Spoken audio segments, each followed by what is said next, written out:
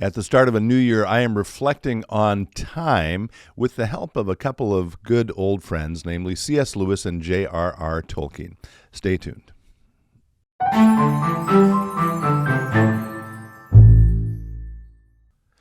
Hello, friends. Pastor Tim Westermeyer here, Senior Pastor of St. Philip Deacon in the western suburbs of Minneapolis. Happy New Year to all of you. It's good to be with you in the start of 2024.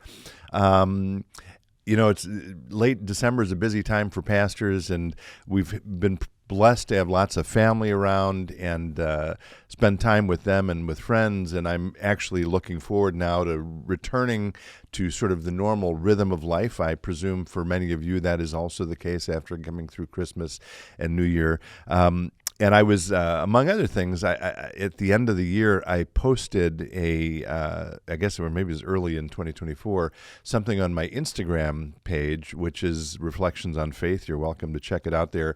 But there's a little tool you can do that shows you the top 9 posts of the last year in terms of interactions. And I hadn't studied that, but let's see if I have this right. 3 of them for me were related to C.S. Lewis. 2 of them were related to G.K. Chesterton, 1 of them to J.R.R. Tolkien, 1 to St. Patrick, 1 to Westminster Abbey, and 1 to George Bernard Shaw. I think that totals 9. Again, you can check it out if you want it, Reflections on Faith at Instagram. Anyway, so that got me thinking about how I suppose accurate that is in terms of my own interests of British authors, particularly people like Lewis and Chesterton. And over the last couple days, I've actually posted quotes from Lewis and J.R.R. Tolkien about something else that seems relevant at the start of a new year, which is the question of time.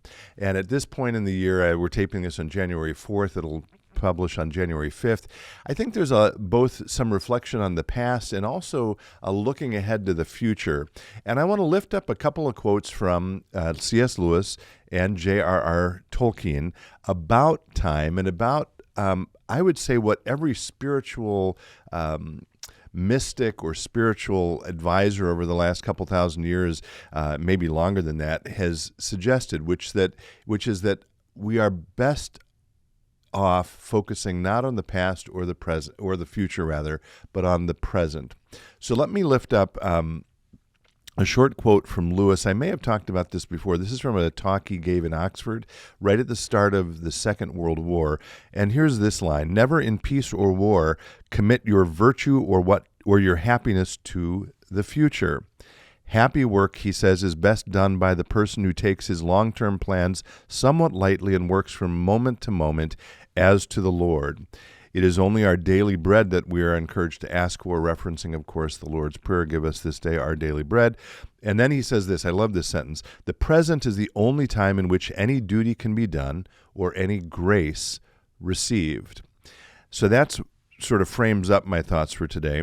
Then the quote from Tolkien, which is from the Fellowship of the Ring. It's actually a conversation between Frodo and Gandalf. Frodo says, "I wish it need not have happened in my time." And then it says, "So do I," said Gandalf, "and so do all who live to see such times. But that is not for them to decide." And then again, this beautiful sentence: "All we have to decide is what to do with the time that is given us." Which is sort of, you can think about that in 2 ways. One is, what's the historic moment that God has placed you in, and how are you going to respond to that time, sort of broadly speaking? But also you can think about it as, what am I going to do with the time God has given me in my own life, right? How am I going to invest it? How am I going to spend it? So final thought, slightly longer quote from C.S. Lewis. This one comes from the Screwtape Letters. I think I've talked about this before.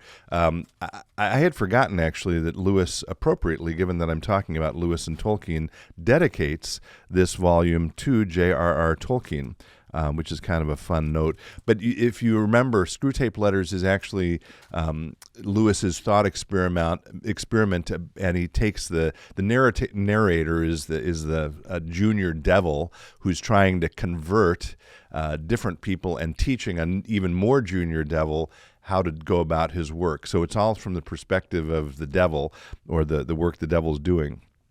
And in that volume, here's what Lewis, through Screwtape, says. Humans live in time, but our enemy, that's God, by the way, you always have to read things in reverse here, but our enemy destines them to eternity. God, therefore, I believe, wants them to attend chiefly to two things: to eternity itself, and to that point of time which they call the present. For the present is the point at which time, I love this, the point at which time touches eternity.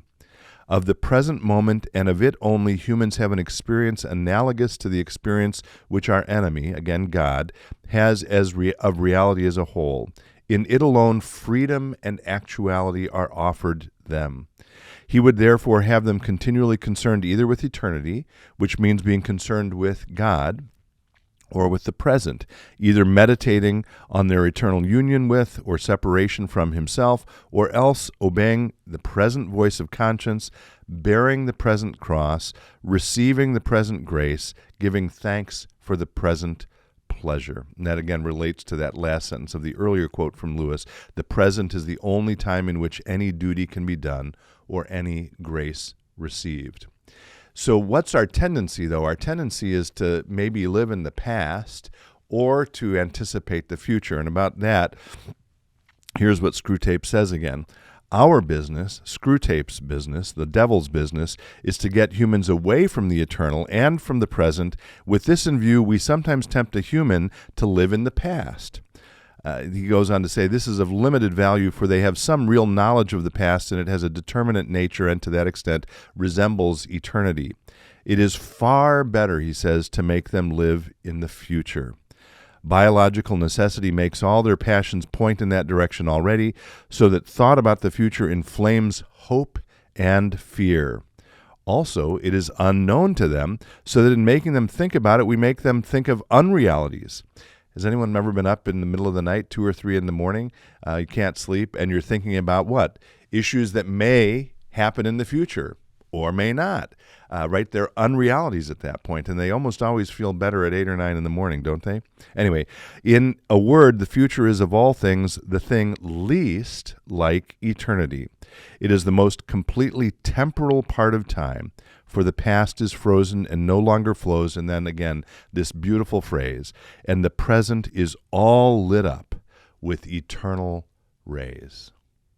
So, my question for you today at the beginning of a new year is, what will you do with your present? Thanks as always for being with me. Be well, stay in touch, and God bless.